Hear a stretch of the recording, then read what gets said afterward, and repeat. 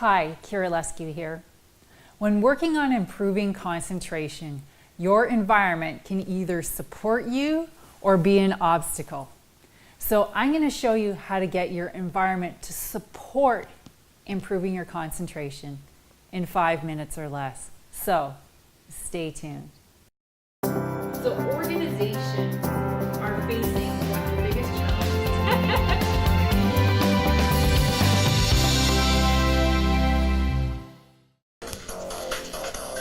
Alarm. It is 11:32 a.m. Today is expected to be cloudy. The current temperature is 7 degrees. There are 1 event scheduled. If you have amazing concentration, then you can be focused in almost any environment.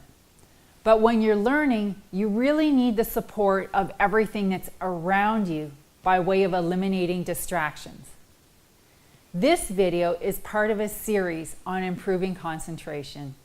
And today, I'm going to talk about getting all the external stuff in place. Take a look at these two pictures here. Which one do you think would be easier to concentrate?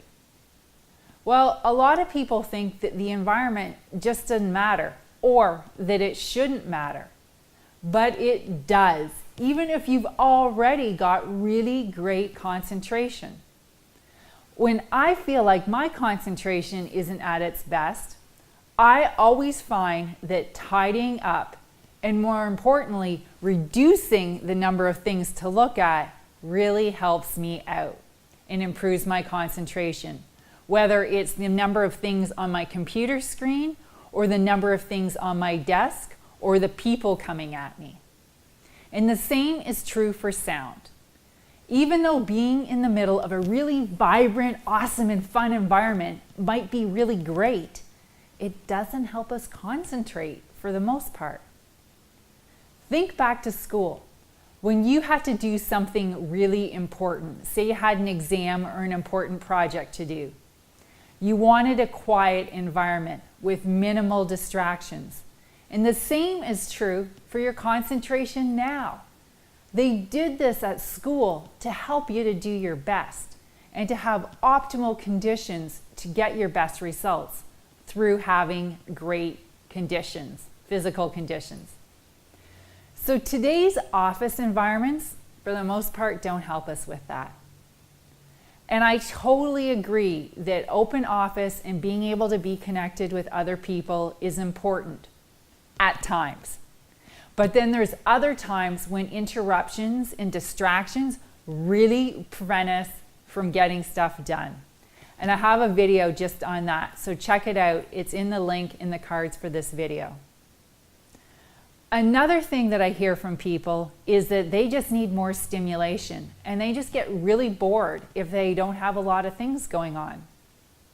And studies have shown, and my own personal experience corroborates, that when we get stressed, we actually don't do the things that are going to help us to reduce that stress.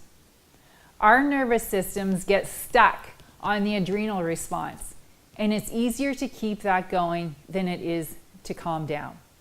So if this is you, try this. Next time you're at a spa or maybe a yoga studio or even out in nature, that's actually the best one.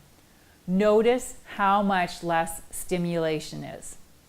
This actually helps you to calm down, and at the same time, it also helps your concentration.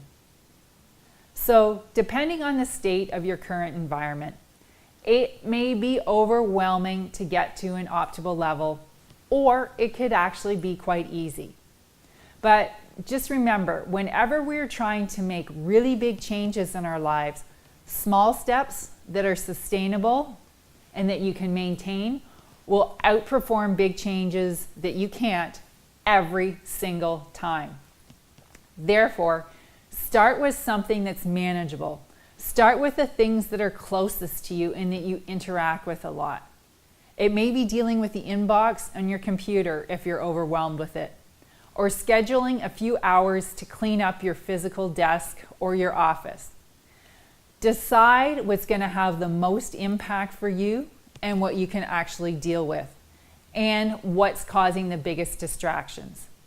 Make some rules for managing those things on an ongoing basis.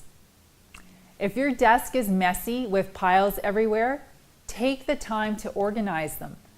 Get them out of your sight when you're not working on them. I used to have a table that was behind me that I couldn't see, where I had all my files, and they were all organized in nice piles. But in front of me, I only had one or at the most two at a time. I also took my inbox off my desk and put it on the wall outside my office, which actually really kept people from interrupting me when they needed to pass things on. It also kept me with my focus on what I was working on instead of being curious about what I was missing on what had just arrived in my inbox. Well, these things should give you a good place to start improving your concentration and getting the support of the environment around you in that. Try it out and leave me any questions or comments below. I'll answer them for you because I'm going to be doing a course on developing concentration. So stay tuned for that. So if you want to learn more about this, please check out my website for developing skills in mindfulness and action for business professionals at theeagleinstitute.com.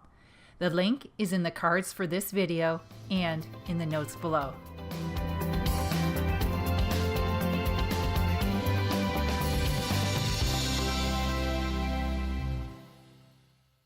Would you rather be in the middle?